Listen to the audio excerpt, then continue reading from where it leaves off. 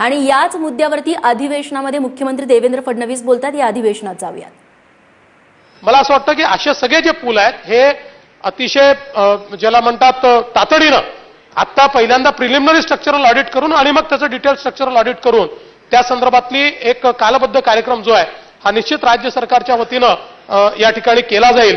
आणि हा प्रस्तुत जो पूल आता आहे याही संदर्भात आम्ही तातडीनं त्याची, कारण सिंगल पुलावरनं हा ट्रॅफिक आता आपण सोडू, एक नवीन पूल आहेच पण त्याने पुन्हा ट्रॅफिक कंजेशन होईल, त्यामुळे तिथे दुसऱ्या पुलाची आवश्यकता आहेच.